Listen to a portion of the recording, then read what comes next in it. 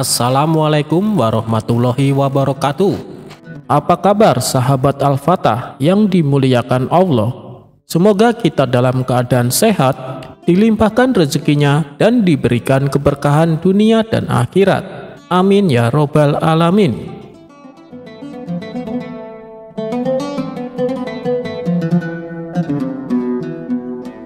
Pada suatu hari, Abu Nawas bertamu ke rumah sahabatnya yang bernama Hamid. Melihat kehadiran Abu Nawas, Hamid langsung menyambutnya dengan sukacita.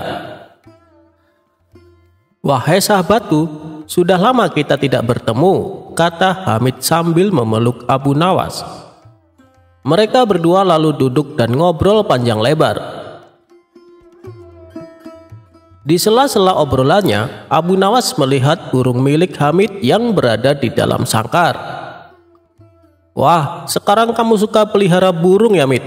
Burungnya bagus sekali," tanya Abu Nawas. "Ya Abu, sekedar untuk mengusir kejenuhan. Sudah banyak yang menawar dengan harga tinggi, tapi tidak aku berikan," jawab Hamid. "Loh, kenapa? Kan kamu dapat untung besar," tanya Abu Nawas heran. "Saya sendiri suka dengan burung itu, Abu Nawas. Sayang kalau sampai dijual," balas Hamid. Setelah waktu menjelang sore, Abu Nawas pun pamit pulang kepada sahabatnya. "Jangan sungkan-sungkan, seringlah main ke sini ya, Abu Nawas," ucap si Hamid. "Insya Allah sahabatku," balas Abu Nawas. Beberapa hari kemudian, burung si Hamid hilang dicuri. Hal itu membuat Hamid sedih. Ia bertanya kepada orang-orang, tapi tidak ada satupun yang mengetahuinya. Kemudian Hamid membuat sayembara. Barang siapa yang bisa menunjukkan pencuri burungnya akan diberi imbalan hadiah uang yang banyak. Lagi-lagi usahanya ini menemui jalan buntu, sebab tidak ada satu orang pun yang bisa membantunya. Solusi terakhir yang ia tempuh adalah dengan meminta bantuan sahabatnya. Siapa lagi kalau bukan Abu Nawas? Maka pergilah Hamid ke rumah Abu Nawas. Sesampainya di sana, Hamid menceritakan masalah yang menimpa dirinya. "Apakah kamu punya dugaan siapa kira-kira yang mencuri burungmu?" tanya Abu Nawas. "Yang jelas orang dekat, Abu Nawas. Bisa jadi tetangga saya, mungkin juga kawan saya. Tapi saya tidak berani sembarangan menuduh," jawab si Hamid. Sejenak Abu Nawas terdiam. Ia terus memikirkan cara untuk menemukan pelakunya. Tidak lama kemudian muncullah ide cemerlang dari Abu Nawas. "Aku punya ide. Undang semua orang-orang terdekatmu, ajak mereka makan siang di rumahmu," perintah Abu Nawas. Mendengar itu, Hamid pun kaget. Untuk apa Abu Nawas? Bisa jadi di antara mereka adalah pencurinya, tanya Hamid. "Jika kau ingin tahu pelakunya, turuti saja perkataanku. Jangan banyak bertanya. Biarkan aku yang bekerja," ucap Abu Nawas menegaskan. "Baiklah Abu Nawas, saya serahkan urusan ini sepenuhnya kepadamu," balas Hamid mengiyakan. Keesokan harinya, Hamid melaksanakan rencana Abu Nawas. Ia mengundang orang-orang terdekatnya. Mereka adalah tetangga Hamid dan kawan-kawan Hamid. Setelah semuanya berkumpul, mereka disuguhi hidangan makan siang. Ketika semua bercengkrama sambil menikmati hidangan makan siang, tiba-tiba Abu Nawas berdiri dan berkata, "Apakah kalian tahu kenapa kita diundang?" katanya. Mereka menjawab, "Untuk makan-makan Abu Nawas." "Ya, selain itu, dalam rangka apa sebenarnya kita diundang?" Abu Nawas kembali bertanya. Salah satu dari mereka berceletuk, "Dalam rangka pencurian burungnya si Hamid." Spontan para hadirin tertawa mendengar perkataan tersebut. "Tepat sekali, sebenarnya Hamid sudah tahu pelakunya," ucap Abu Nawas. "Apakah kalian siap untuk bersumpah bahwa kalian tidak mengambil burungnya Hamid?" tantang Abu Nawas. Suasana yang tadinya penuh gelap tawa mendadak berubah menjadi tegang. "Jangan tegang begitu dong, saya hanya bercanda," ucap Abu Nawas sambil tertawa untuk meredakan suasana. "Begini kawan-kawan, untuk apa pakai sumpah-sumpahan? Karena sebenarnya saya dan Hamid melihat pelakunya. Dia ada di sini bersama kalian."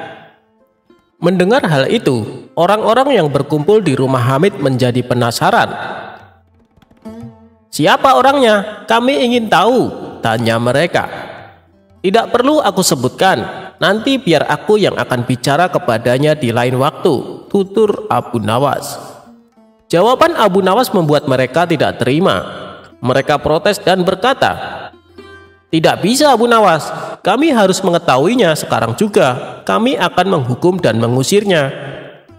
Situasi pun semakin memanas, dan ini sesuai dengan rencana Abu Nawas. "Tidak perlu kalian lakukan itu, cukup dia merasakan kepanikan dan rasa takut saja," balas Abu Nawas berpura-pura meredakan suasana. Mereka tetap saja tidak puas dengan jawaban Abu Nawas. Akhirnya mereka memilih bertanya kepada Hamid. "Hei Hamid, beritahu kami siapa pelakunya," sesak mereka. Hamid pun menjawab sesuai dengan arahan Abu Nawas. "Ya, memang saya dan Abu Nawas sudah mengetahui pelakunya.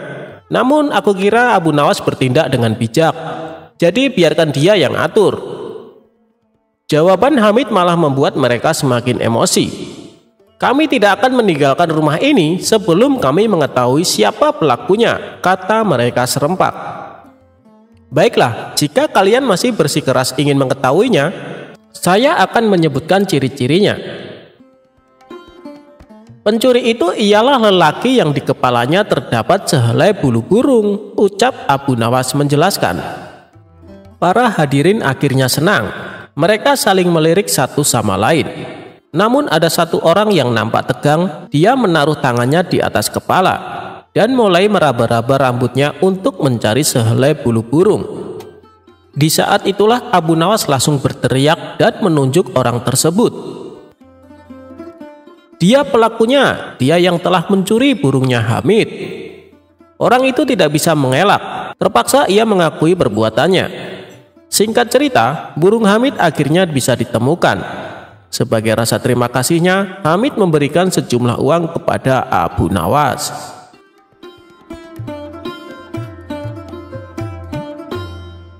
Cara Abu Nawas merubah rumah sempit terasa luas. Sudah lama Abu Nawas tidak dipanggil ke istana untuk menghadap Baginda.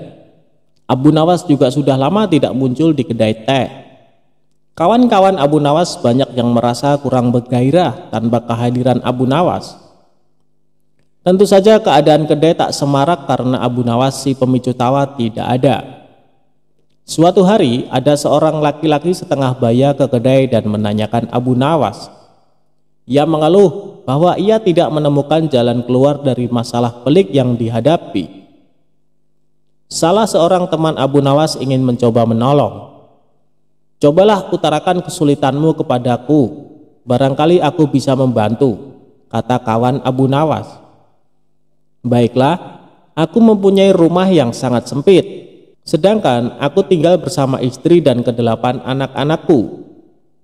Rumah itu kami rasakan terlalu sempit, sehingga kami tidak merasa bahagia," kata orang itu membeberkan kesulitannya. Kawan Abu Nawas tidak mampu memberikan jalan keluar. Begitu juga dengan yang lainnya. Sehingga mereka menyarankan agar orang itu pergi menemui Abu Nawas di rumahnya saja. Orang itu pun pergi ke rumah Abu Nawas, dan kebetulan Abu Nawas sedang mengaji. Setelah mengutarakan kesulitan yang dialami, Abu Nawas bertanya kepada orang tersebut, "Punyakah engkau seekor domba?" "Tidak, tetapi aku mampu membelinya," jawab orang itu. "Kalau begitu belilah seekor dan tempatkan domba itu di dalam rumahmu," Abu Nawas menyarankan. Orang itu tidak membantah. Ia langsung membeli seekor domba seperti yang disarankan Abu Nawas. Beberapa hari kemudian, orang itu datang lagi menemui Abu Nawas. "Wahai Abu Nawas, aku telah melaksanakan saranmu, tetapi rumahku bertambah sesak. Aku dan keluargaku merasa segala sesuatu menjadi lebih buruk dibandingkan sebelum tinggal bersama domba," kata orang itu mengeluh. "Kalau begitu, belilah lagi beberapa ekor unggas dan tempatkan juga mereka di dalam rumahmu," saran Abu Nawas. Orang itu tidak membantah. Ia langsung membeli beberapa ekor unggas yang kemudian dimasukkan ke dalam rumahnya. Beberapa hari kemudian orang itu datang lagi ke rumah Abu Nawas. "Wahai Abu Nawas, aku telah melaksanakan saran-saranmu dengan menambahi penghuni rumahku dengan beberapa ekor unggas. Namun begitu, aku dan keluargaku semakin tidak betah tinggal di rumah yang makin banyak penghuninya. Kami bertambah merasa tersiksa," kata orang itu dengan wajah yang semakin muram. "Kalau begitu, belilah seekor anak unta dan peliharalah di dalam rumahmu," kata Abu Nawas menyarankan kembali. Orang itu tidak membantah. Ia langsung pergi ke pasar hewan membeli seekor anak unta untuk dipelihara di dalam rumahnya. Beberapa hari kemudian orang tersebut datang lagi menemui Abu Nawas. Dan ia berkata, "Wahai Abu Nawas, tahukah engkau bahwa keadaan di dalam rumahku sekarang hampir seperti neraka? Semuanya berubah menjadi lebih mengerikan daripada hari-hari sebelumnya. Wahai Abu Nawas, kami sudah tidak tahan tinggal serumah dengan binatang-binatang itu," kata orang itu putus asa. "Baiklah, kalau kalian sudah merasa tidak tahan, maka jualah anak unta itu," kata Abu Nawas. Orang itu tidak membantah. Ia langsung menjual anak unta yang baru dibelinya. Beberapa hari kemudian Abu Nawas pergi ke rumah orang tersebut. "Bagaimana keadaan kalian sekarang?" Abu Nawas bertanya. "Keadaannya sekarang lebih baik karena anak unta itu sudah tidak lagi tinggal di sini," kata orang itu tersenyum. "Baiklah, kalau begitu sekarang jualah unggas-unggasmu," kata Abu Nawas. Orang tersebut tidak membantah. Ia langsung menjual unggas-unggasnya. Beberapa hari kemudian Abu Nawas mengunjungi orang itu lagi. "Bagaimana keadaan rumah kalian sekarang?" Abu Nawas bertanya. "Keadaannya sekarang lebih menyenangkan karena unggas-unggas itu sudah tidak tinggal bersama kami," kata orang itu dengan wajah ceria. "Baiklah, kalau begitu sekarang jualah domba itu," kata Abu Nawas. Orang itu tidak membantah. Dengan senang hati ia langsung menjual dombanya. Beberapa hari kemudian Abu Nawas bertamu ke rumah orang itu. Ia bertanya, "Bagaimana keadaan rumah kalian sekarang?" "Kami merasakan rumah kami bertambah luas karena binatang-binatang itu sudah tidak ada lagi tinggal bersama kami. Dan kami sekarang merasa lebih bahagia daripada sebelumnya. Kami mengucapkan terima kasih yang tak terhingga kepadamu, hai Abu Nawas," kata orang itu dengan wajah berseri-seri. Sebenarnya, batas sempit dan luas itu tertancap dalam pikiranmu. Kalau engkau selalu bersyukur atas nikmat dari Tuhan, maka Tuhan akan mencabut kesempitan dalam hati dan pikiranmu, kata Abu Nawas menjelaskan. Sebelum Abu Nawas pulang, ia bertanya kepada orang itu, "Apakah engkau sering berdoa?" "Ya," jawab orang itu. "Ketahuilah bahwa doa seorang hamba tidak mesti diterima oleh Allah. Karena manakala Allah membuka pintu pemahaman kepada engkau, ketika Dia tidak memberi engkau, maka ketiadaan pemberian itu merupakan pemberian yang sebenarnya."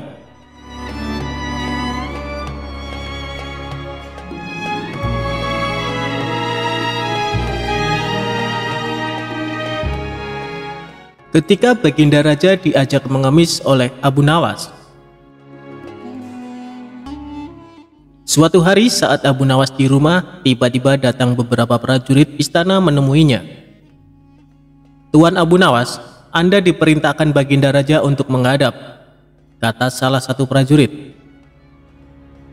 "Bukannya kemarin aku baru saja menghadap Baginda Raja? Kenapa disuruh menghadap lagi?" tanya Abu Nawas merasa heran. "Kami tidak tahu, Tuan Abu Nawas. Silahkan nanti Tuan tanyakan sendiri kepada Baginda Raja," jawab prajurit istana. Singkat cerita, datanglah Abu Nawas ke istana menghadap Baginda Raja. "Ampun Paduka yang mulia, ada perlu apa lagi Paduka memanggil hamba?" tanya Abu Nawas. Baginda Raja lalu mengutarakan masalahnya yang selama ini mengganggunya. "Begini Abu Nawas, aku punya masalah yang cukup serius dan aku butuh bantuanmu," tutur Baginda Raja. "Memangnya masalah apa yang sedang Paduka hadapi? Kiranya apa yang bisa hamba bantu?" tanya Abu Nawas kembali. "Tadi pagi aku mendapat laporan Abu Nawas. Ada saudagar kaya yang kikir. Jangankan untuk bersedekah, membayar zakat saja dia menolak," kata Baginda Raja menjelaskan. "Paduka ini kan seorang raja. Panggil saja dia ke istana dan suruh membayar zakat. Kalau dia menolak, masukkan saja ke penjara. Pasti dia akan ketakutan," ucap Abu Nawas menyarankan. "Sebenarnya bisa saja aku berbuat demikian, tapi apakah ada cara yang lebih baik dan lebih bijak supaya dia bisa sadar tanpa harus aku paksakan? Aku yakin dia sebenarnya orang baik, karena sebelum menjadi saudagar kaya, dia rajin sedekah dan membayar zakat tepat pada waktunya," ujar Baginda Raja. "Baiklah Paduka, sebenarnya ini masalah yang mudah Paduka, tapi karena Paduka menginginkan cara yang bijak maka hamba butuh waktu 3 hari untuk memikirkannya," kata Abu Nawas. Kemudian Abu Nawas memohon diri untuk pulang ke rumah. Setibanya di rumah, dia terus berpikir mencari jalan keluar yang tepat.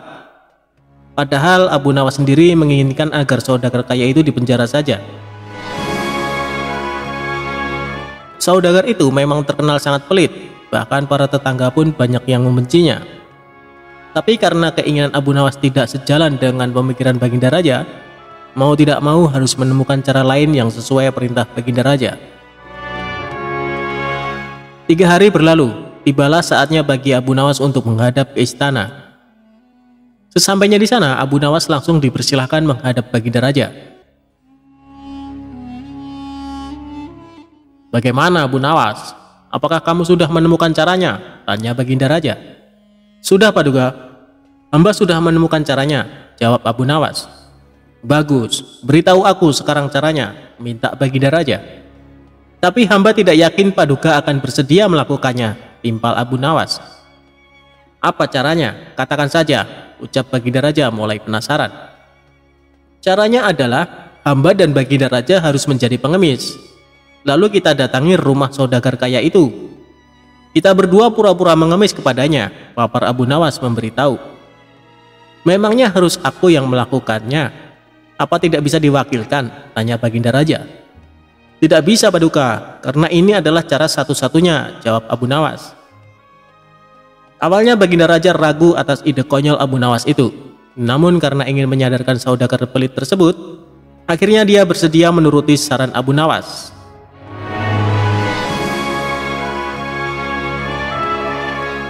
Esok harinya Abu Nawas dan Baginda Raja mendatangi rumah saudagar kaya itu dengan mengenakan baju layaknya pengemis. Setibanya di rumah saudagar kaya, mereka tidak langsung mendatangi rumahnya. "Kita awasi dulu Paduka, tunggu saudagar itu keluar. Kalau kita ke sana sekarang, nanti yang akan menemui kita adalah penjaganya. Kita pasti akan diusir. Percuma kita ke sana tapi tidak bisa menjumpai saudagar itu," tutur Abu Nawas. Setelah sekian lama menunggu, akhirnya saudagar kaya tersebut keluar dan duduk di teras. Tanpa menyia-nyiakan waktu, Abu Nawas segera mengajak Baginda Raja menghampiri saudagar kaya tersebut. "Tuan, berilah kami sedekah," pinta Abu Nawas. "Tidak ada, aku tidak punya uang receh," balas saudagar kaya itu dengan nada ketus. "Apakah Tuan punya makanan? Kami lapar sekali Tuan," tanya Abu Nawas. "Tidak ada, sana pergi kalian," jawab saudagar tersebut mulai emosi. "Baiklah kalau begitu kami minta air putih saja Tuan," balas Abu Nawas. "Kalian ini tuli atau gimana sih? Sudah aku bilang tidak punya apa-apa, sana pergi kalian, jangan ganggu aku," bentak saudagar kaya. Di saat itulah Abu Nawas mulai akal cerdiknya. Kasihan sekali kalau Tuan tidak punya apa-apa. Kenapa Tuan tidak ikut saja sama kami? Kita mengemis bersama-sama Tuan, ajak Abu Nawas. Akibat perkataan Abu Nawas ini, saudagar kaya menjadi salah tingkah. Antara marah, tersinggung, malu bercampur aduk menjadi satu. Ia pun terdiam untuk beberapa saat. Tiba-tiba terlintas di benaknya ingatan masa lalu. Dahulu dia adalah orang miskin tapi rajin bersedekah. Namun sekarang setelah kaya raya justru menjadi orang kikir. Wajahnya yang tadinya terlihat galak kini malah tertunduk lesu. Bagaimana? Apakah Tuan memilih jadi orang miskin atau orang kaya? Kalau masih ingin jadi orang kaya, jangan lupa bersedekah dan bayar zakat. Kalau tidak mau sedekah, mengemis sajalah seperti kami, tutur Abu Nawas.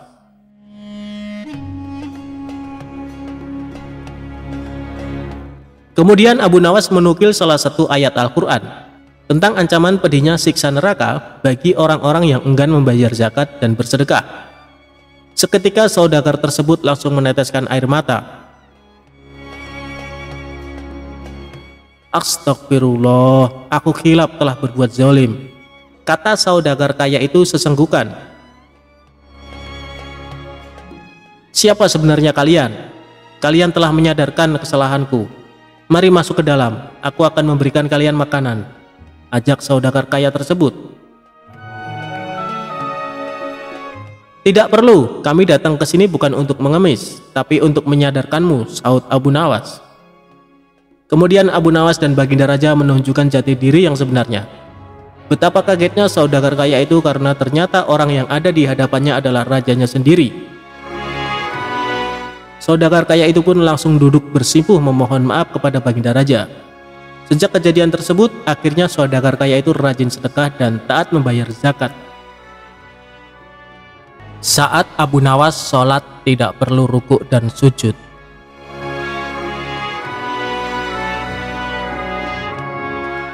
Baginda Raja terkejut bukan kepalang, tak kala mendengar kabar Abu Nawas sudah ngawur dan bikin ngaco. Abu Nawas mengeluarkan fatwa sangat kontroversial.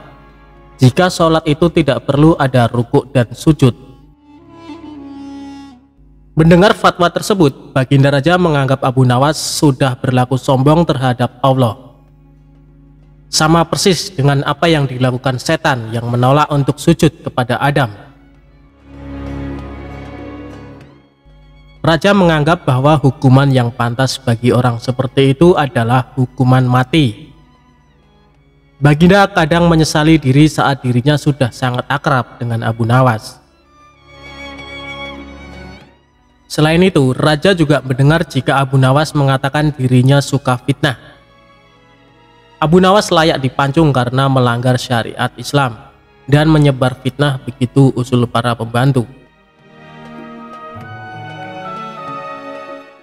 Baginda Raja pun terpancing. Untung ada seorang pembantunya yang memberi saran kepada Raja untuk melakukan tabayun atau konfirmasi kepada Abu Nawas.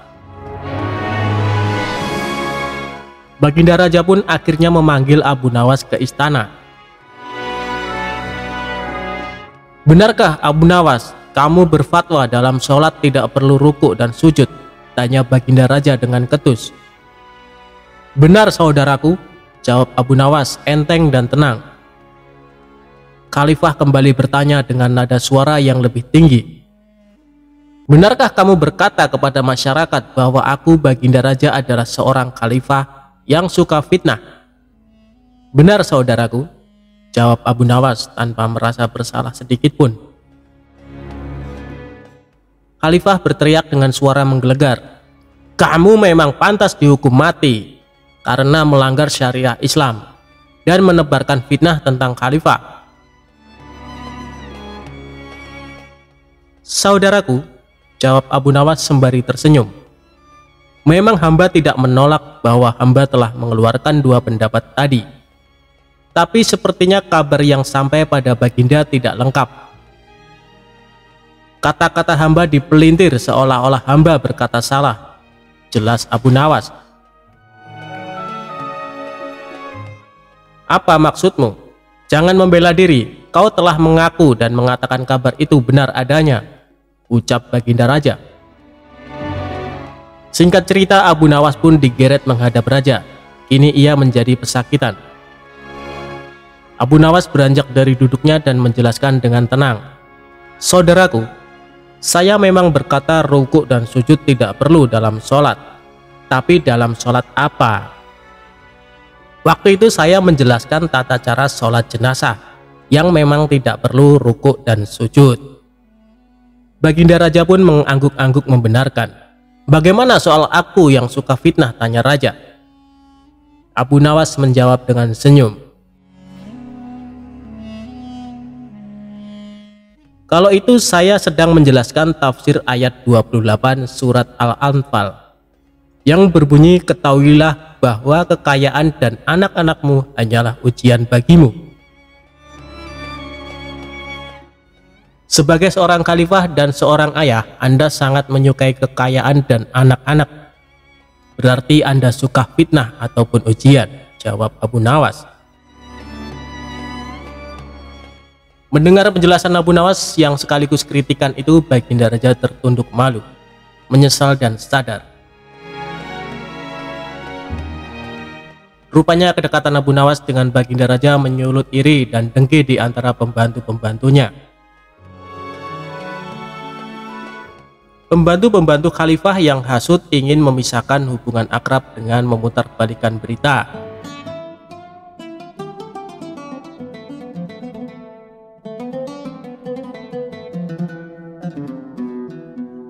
Suatu hari, saat Abu Nawas sedang duduk di depan rumah, tiba-tiba datang seorang wanita mengadukan nasibnya kepada Abu Nawas. Dengan menangis terisak-isak, si wanita menceritakan masalahnya.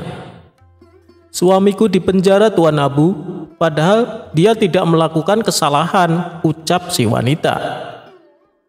"Memangnya suamimu kenapa? Kok sampai di penjara?" "Suamiku petani yang miskin, tapi oleh Menteri Istana, dia disuruh membayar penuh pajaknya. Tentu saja kami tidak mampu. Lalu suamiku meminta keringanan, supaya bayarnya setengah saja. Tapi sang menteri menolaknya. Ia malah menuduh kalau suamiku menentang perintah raja. Akhirnya suamiku dimasukkan ke penjara," kata si wanita menjelaskan. "Oh, jadi itu masalahnya. Baiklah ibu, saya akan membantu supaya suami ibu dibebaskan dari penjara," balas Abu Nawas. Maka Abu Nawas pun membuat siasat supaya dirinya bisa bertemu dengan Baginda Raja untuk mengadukan masalah ini. Pada esok harinya, Abu Nawas sengaja membuat gaduh kota Baghdad dengan ucapannya, baik di pasar maupun di dalam keramaian. Ia selalu meneriakkan kata-kata yang sama. "Hei kalian yang suka menyuruh orang sholat, ketahuilah perbuatanmu itu salah dan berdosa.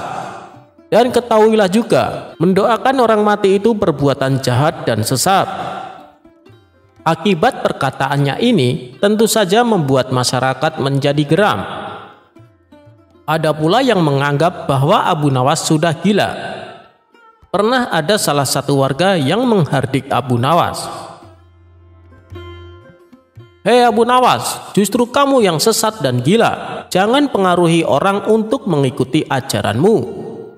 Namun Abu Nawas hanya tersenyum dan pergi meninggalkannya.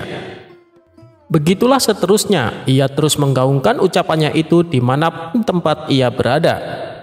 Karena sudah jengkel dengan ulah Abu Nawas ini, para warga sepakat untuk menangkap Abu Nawas dan dibawanya ke istana. Pada esok harinya, saat Abu Nawas berada di pasar dan hendak melakukan aksinya, orang-orang langsung menangkapnya. Kemudian dengan tangan terikat, Abu Nawas dibawa ke istana untuk dihadapkan kepada Baginda Raja.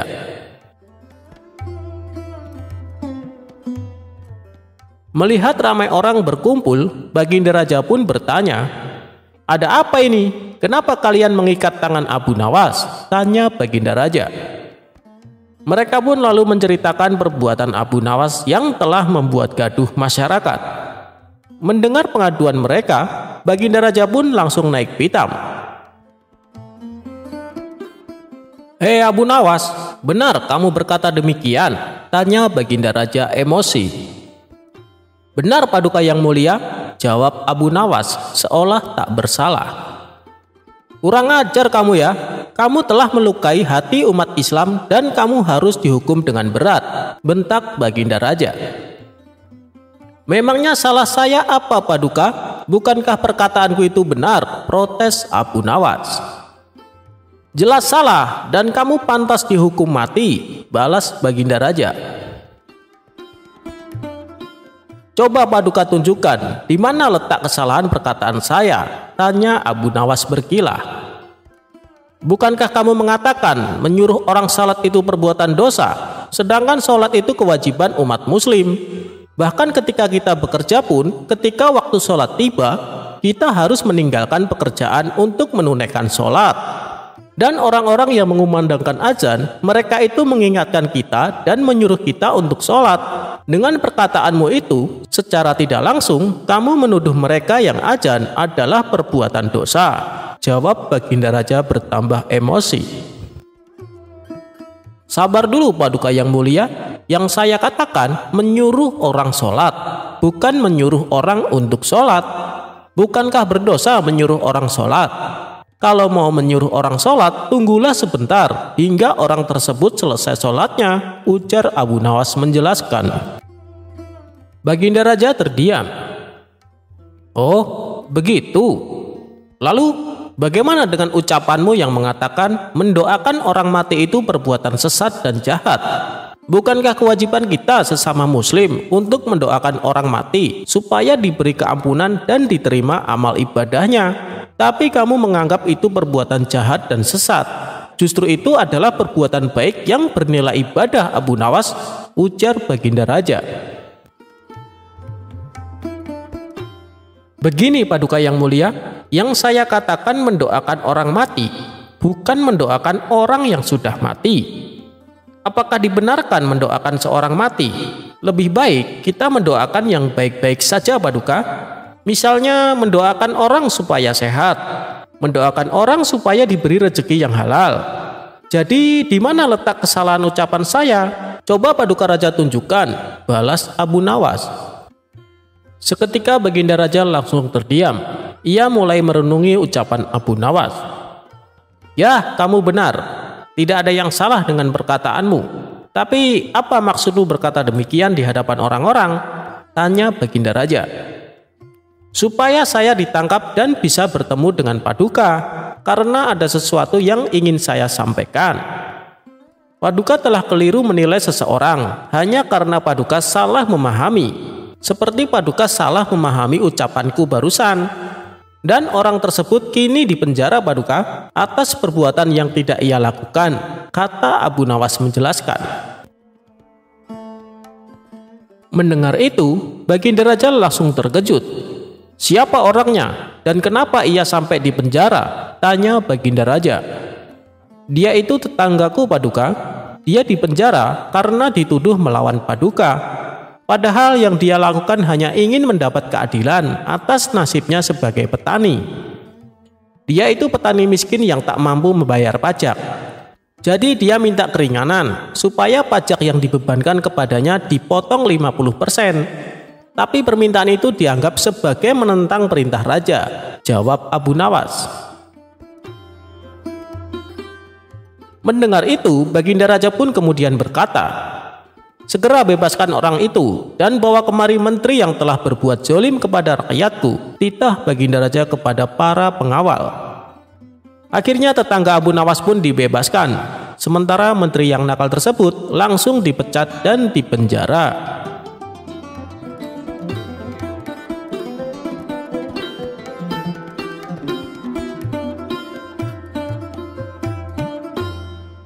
Kecerdikan Abu Nawas selesaikan persoalan pembagian kambing.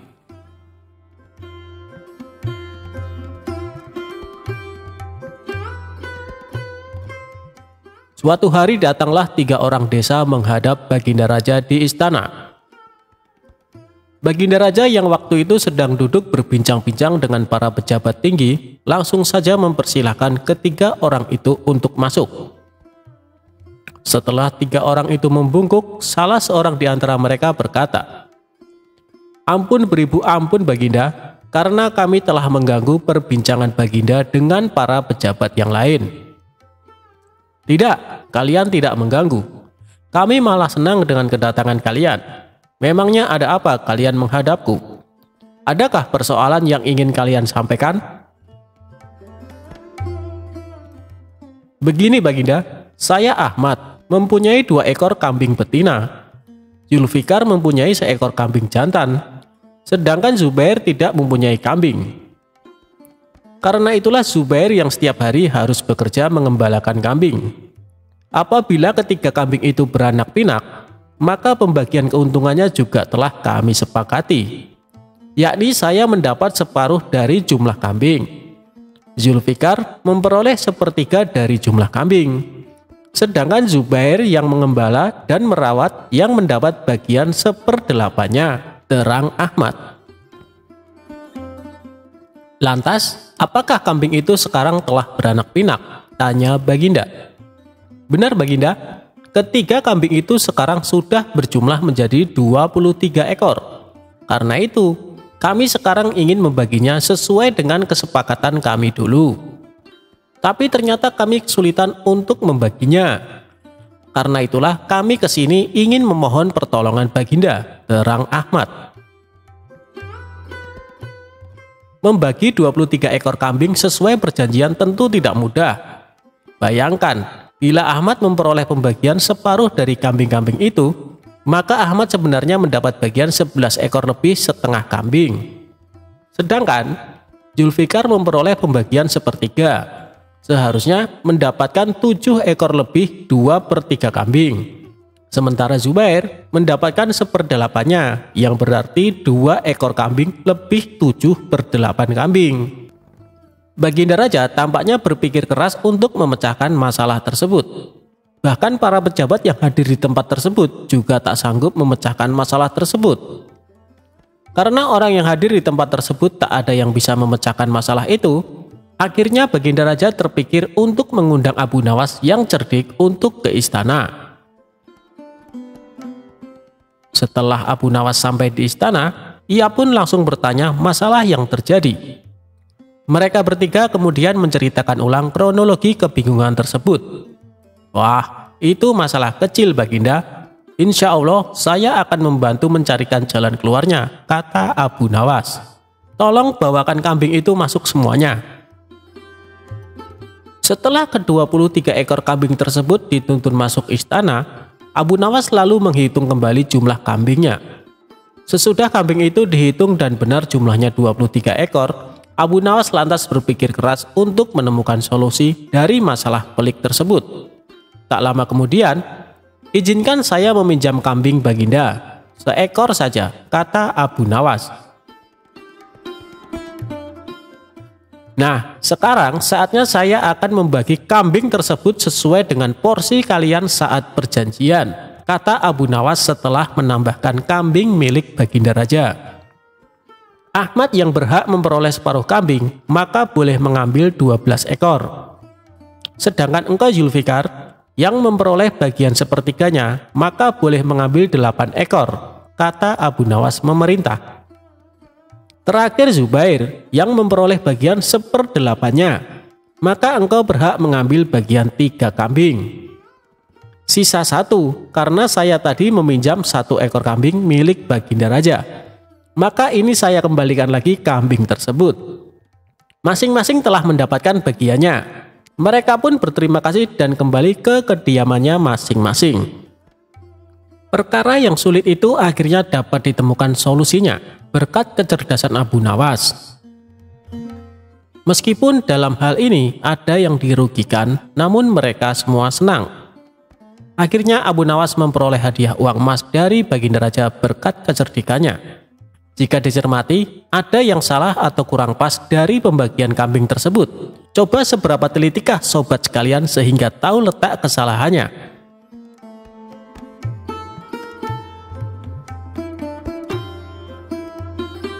Raja dikasih bebek panggang berkaki 1 oleh Abu Nawas.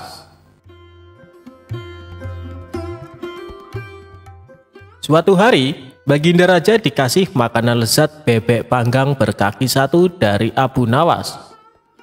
Berawal Abu Nawas diminta istrinya mengantarkan bebek panggang itu kepada Baginda Raja. Abu Nawas agak malas, sebab dia sendiri makan tanpa lauk. "Sudahlah, supaya Baginda Raja makin sayang sama kau suamiku," ujar istri Abu Nawas. Abu Nawas pun mengalah. Dengan berat hati ia menenteng bungkusan bebek panggang yang menggoda seleranya itu. Diam-diam Abu Nawas tidak tahan juga. Biar saja ku ambil pahanya yang satu itu, pikir Abu Nawas sembari mematahkan kaki itik tersebut. Tanpa pikir panjang, Abu Nawas pun memakannya. Akhirnya Abu Nawas sampai juga ke istana dengan membawa bebek panggang berkaki 1 menghadap Baginda Raja. Abu Nawas disambut Baginda Raja dengan ramah. Rupanya ketika Abu Nawas datang, Baginda Raja juga sedang makan. "Apa yang kau bawa, Abu Nawas?" tanya Baginda Raja melihat Abu Nawas menenteng sesuatu. Tanpa banyak cakap, Abu Nawas menyerahkan bawaannya kepada Baginda Raja. Bebek panggang," gumam Baginda Raja tersenyum cerah. Belum lagi menikmati bebek panggang hadiah dari Abu Nawas, Baginda Raja terdiam beberapa saat mendapatinya hanya berkaki 1. "Mengapa bebek panggang ini hanya berkaki 1, Abu Nawas?" tanya Baginda Raja dengan penasaran. "Memang begitu, Baginda. Di negeri ini bebek-bebek hanya memiliki 1 kaki. Kalau Baginda Raja tidak percaya, cobalah lihat di kolam," jawab Abu Nawas santai. Mereka berdua pun berjalan menuju kolam. Di sana banyak bebek-bebek berendam sambil mengangkat sebuah kakinya, sehingga tampak hanya berkaki 1. "Lihatlah," kata Abu Nawas cengengesan. "Di sini bebek hanya berkaki 1, lanjutnya sembari jarinya menunjuk gerombolan itik di kolam. Tentu saja Baginda Raja tidak mau ditipu, maka ia pun berteriak keras. Semua bebek kaget menurunkan kaki yang dilipat dan berterbangan. Tapi Abu Nawas juga tidak kehilangan akal. "Subhanallah," katanya. "Bahkan bebek pun takut pada keinginan Baginda Raja. Barangkali kalau Baginda meneriaki Paduka, Paduka akan ketakutan dan secara refleks menggandakan kaki jadi 4 dan kemudian terbang juga." Mata Baginda Raja melotot ke arah Abu Nawas, sepertinya marah. Tapi yang terjadi justru ledakan tawa Baginda Raja. "Yuk kita makan sama-sama bebek panggang berkaki 1 itu," ajak Baginda Raja. Abu Nawas pun makan dengan lahap. "Alhamdulillah, rezeki memang enggak kemana," ujarnya sembari mengapungkan senyum di bibirnya.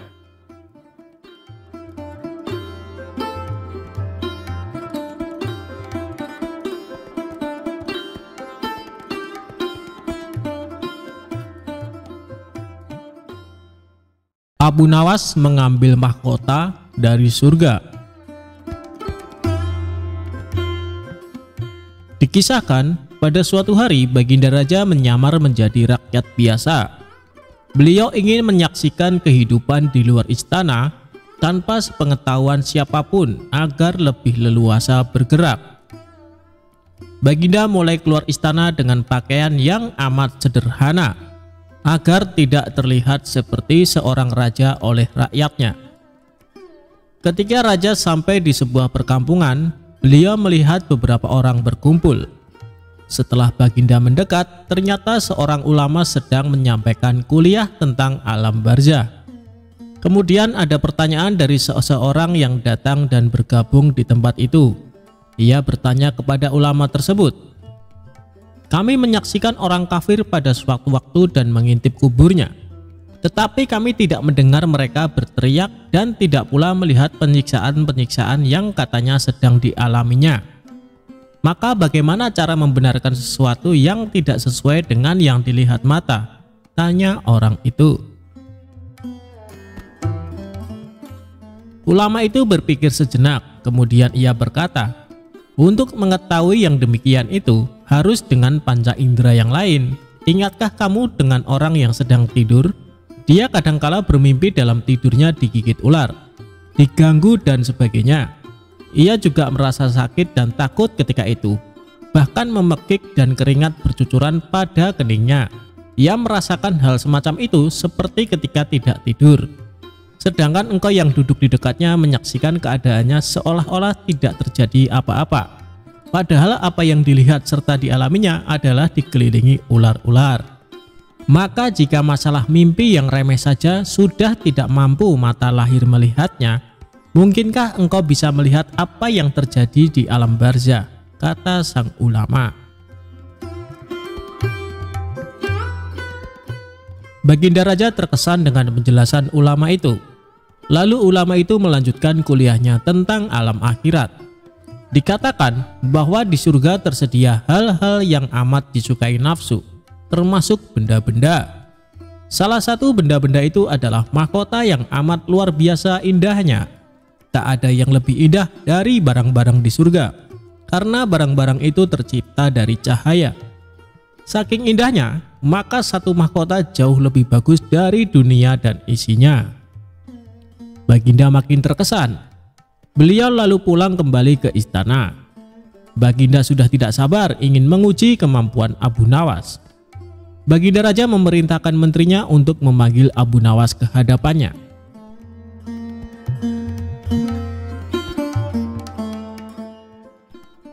Singkat cerita, Abu Nawas pun menghadap Baginda Raja.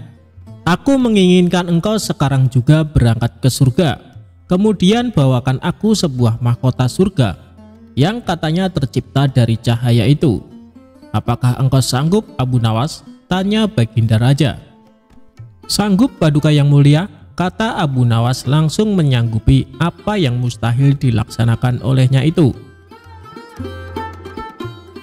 Tetapi Baginda harus menyanggupi pula satu syarat yang akan hamba ajukan, kata Abu Nawas dengan percaya diri. Sebutkan syarat itu, kata Baginda Raja. Hamba mohon Baginda menyediakan pintunya agar hamba bisa memasukinya, kata Abu Nawas. Pintu apa? Tanya Baginda belum mengerti. Pintu alam akhirat, jawab Abu Nawas. Apa itu? Tanya Baginda ingin tahu. Kiamat, wahai Paduka yang mulia. Masing-masing alam mempunyai pintu. Pintu alam dunia adalah liang peranakan ibu. Pintu alam barzah adalah kematian. Dan pintu alam akhirat adalah kiamat. Jelas Abu Nawas kepada Baginda Raja. Surga berada di alam akhirat. Bila Baginda masih tetap menghendaki hamba mengambil sebuah mahkota di surga, maka dunia harus kiamat terlebih dahulu. Lanjut Abu Nawas. Mendengar penjelasan Abu Nawas, Baginda Raja terdiam. Di sela-sela kebingungan Baginda Raja, Abu Nawas bertanya lagi kepada Baginda Raja.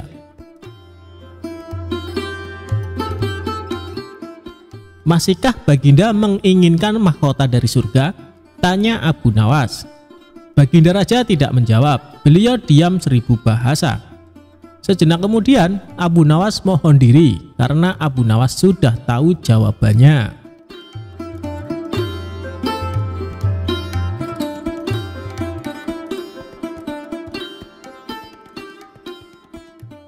Abu Nawas dan keledai yang bisa menghilang.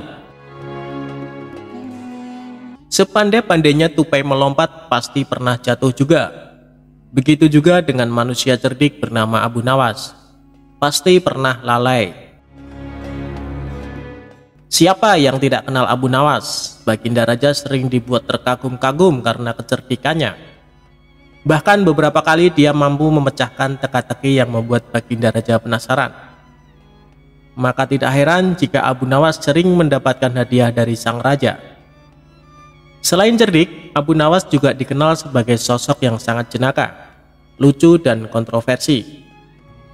Tak hanya itu, ternyata Abu Nawas adalah seorang sufi sekaligus penyair ternama di masanya. Bahkan syair-syairnya yang bernuansa sufistik banyak sekali. Nah, diceritakan suatu ketika Abu Nawas diberi pekerjaan oleh salah seorang saudagar kaya di kampungnya.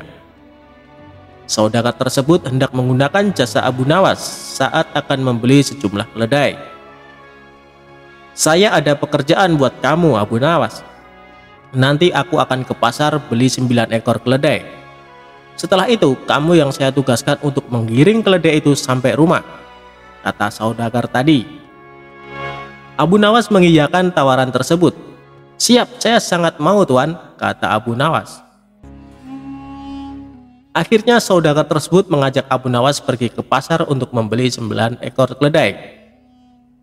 Setelah selesai membeli 9 keledai, sang saudagar pulang duluan dan meminta Abu Nawas untuk menggiring sampai rumahnya. Abu Nawas menunggangi 1 ekor keledai, kemudian mulai melakukan perjalanan dan menggiring menuju rumah pemiliknya. Khawatir ada yang hilang, Abu Nawas menghitung jumlah keledai saat dalam perjalanan. Betapa terkejut ketika dia mendapati keledainya hanya 8 ekor. Tentu hal itu membuat khawatir. Abu Nawas turun dan mencoba mencari keledai yang terpisah, tetapi usahanya sia-sia. Abu Nawas menghitung lagi keledai sebelum menungganginya. Anehnya keledainya lengkap 9 ekor. Akhirnya Abu Nawas menaiki seekor keledai dan kawanan lainnya ia taruh di depan.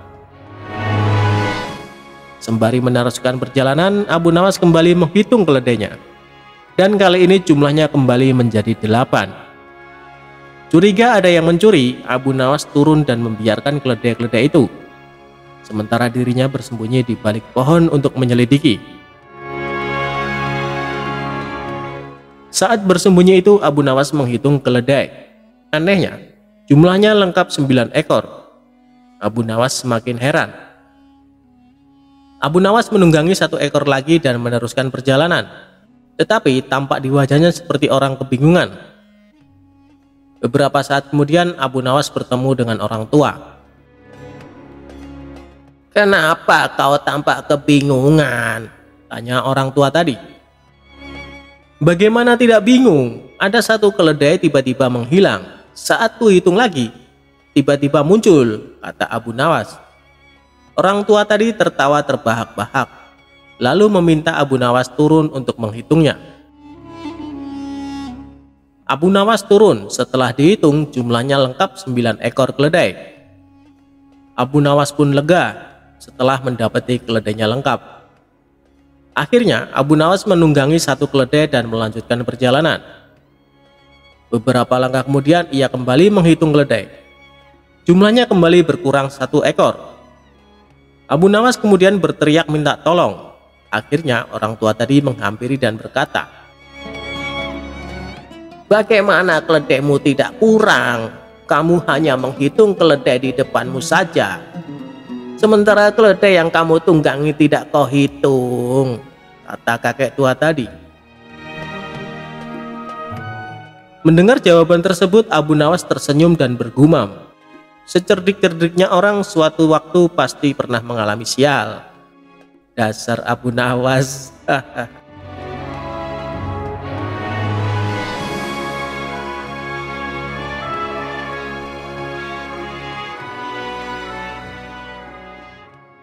Meski bukan perenang yang baik, Abu Nawas sukses menyeberangi lautan.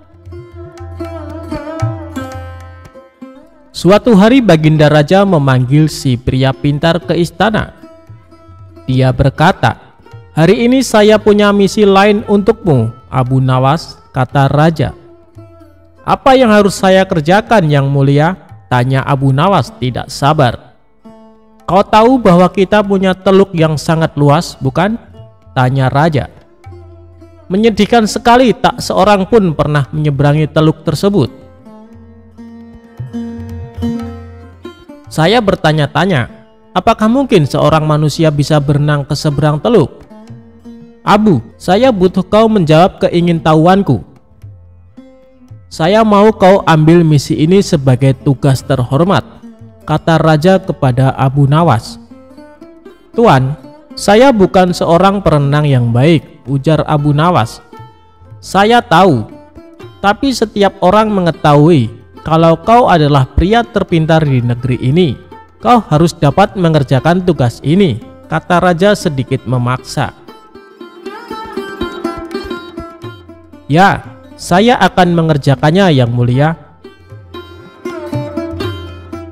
Abu Nawas menggerutu ketika dia berjalan keluar. Abu Nawas lalu berjalan ke pantai. Ia memandangi teluk yang luas itu, lalu duduk di bawah sebuah pohon palem. Dia mencoba mencari ide, menyiasati misi yang mustahil itu. Pada waktu itu ia melihat pakaian anak-anak tergeletak di atas bebatuan di sampingnya. "Di mana anak itu? Mereka pasti berenang di pantai," gumam Abu Nawas. Seketika itu senyumnya terkembang. Nampaknya ia telah menemukan ide cemerlang. Ia lalu pulang dan bangun pagi-pagi sekali pada hari berikutnya. Dia segera pergi ke pantai. Sambil tersenyum, Abu Nawas melepaskan pakaian dan cincinnya, lalu meletakkannya di pasir. Ia juga melepaskan sepatunya dan meletakkannya di samping pakaiannya. Setelah itu, Abu Nawas kembali ke rumah lagi. 1 jam kemudian raja dan para menterinya datang ke pantai. Mereka terkejut mengetahui ada pakaian yang ternyata milik Abu Nawas. Mereka pun berspekulasi kalau Abu Nawas sedang berenang mengarungi laut untuk mencapai teluk. Tapi sebagian dari mereka meragukan kalau Abu Nawas yang punya kemampuan berenang pas-pasan berani mengarungi laut. Untuk membuktikan rasa penasaran, mereka semua akhirnya sepakat untuk mendatangi rumah Abu Nawas. Sesampainya di rumah Abu Nawas, raja dan para menteri hanya ditemui oleh istrinya. Ia mengatakan kalau Abu Nawas meninggalkan rumah dari pagi hari sebelumnya. "Kemarin ia mengatakan padaku bahwa ia akan berenang menyeberangi teluk. Dia berkata bahwa Yang Mulia memerintahkan melakukan demikian. Sebenarnya saya tak tega membiarkannya pergi karena saya tahu ia bukan perenang yang baik," kata wanita itu dengan sedih. Tiba-tiba datang seorang pengawal istana melapor, "Yang Mulia, Abu Nawas ditemukan." Pengawal kemudian bercerita jika pada larut sore 3 nelayan di pantai melihat seorang pria berenang. Ketika mereka mendekatinya, mereka tahu bahwa yang berenang adalah Abu Nawas. Karena terlihat sangat lelah, maka mereka membantu Abu Nawas mencapai pantai. Tapi tak lama setelah itu, Abu Nawas malah pingsan. Berita itu pun menyebar dengan cepat hingga sampai ke telinga pengawal istana. Tak lama setelah itu, raja dan beberapa pengawal pergi ke pantai. Baginda raja lalu duduk di samping Abu Nawas. "Abu, Abu," kata raja sambil menggoyang-goyangkan tubuh Abu Nawas. Ia membuka matanya dengan pelan. Baginda raja sangat senang. Ia memegang tubuh si pria cerdik itu dengan erat. Ia terlihat sangat menyesal karena telah menyebabkan Abu Nawas menderita. Abu Nawas tersenyum tipis ketika sang raja memeluknya dan mengatakan, "Kau hebat, Abu Nawas."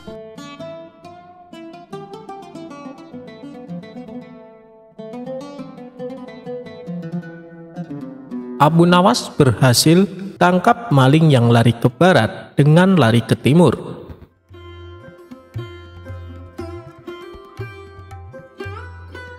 Abu Nawas memang sakti banget. Dia berhasil menangkap maling yang lari ke arah barat, padahal mencegatnya di sebelah timur.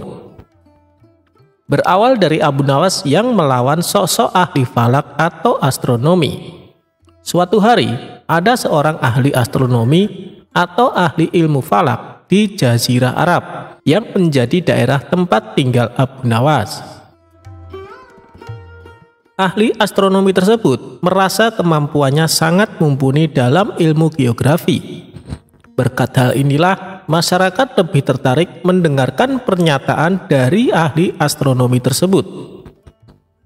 Bahkan, masyarakat meninggalkan Abu Nawas yang dikenal suka omong kosong dan tidak memahami ilmu falak maupun astronomi, dan lebih memilih mempercayai teori-teori dari ahli astronomi tersebut. Ada salah satu teori dari ahli astronomi yang membuat masyarakat terkesima, yaitu bumi itu berbentuk bulat seperti bola. Ahli astronomi ini menyatakan bahwa andaikan manusia berjalan ke barat terus, maka suatu saat akan tiba di tempat yang sama. Hingga suatu hari, ahli astronomi itu baru saja kehilangan barangnya. Di saat yang sama, Abu Nawas sedang melintas di daerah rumahnya. Ahli astronomi tersebut lantas berteriak dan meminta tolong kepada Abu Nawas. "Hei Abu Nawas, tolonglah aku. Aku baru saja kehilangan barang. Maling baru saja mencuri barangku. Tolong bantu kejar malingnya," ucap ahli astronomi itu dengan napas yang terengah-engah. Abu Nawas bertanya kepada ahli astronomi tersebut, "Lari kemana malingnya?" Ahli astronomi itu pun menjawab, "Malingnya lari ke barat." Mendengar hal itu, Abu Nawas segera lari ke arah timur. Melihat pergerakan Abu Nawas, sang ahli astronomi tersebut jengkel. "Aku kan sudah bilang kalau malingnya lari ke barat, kok kamu larinya ke timur?" tanya ahli astronomi kepada Abu Nawas. "Tenang saja, nanti juga akan ketemu kok," jawab Abu Nawas sambil terus berlari.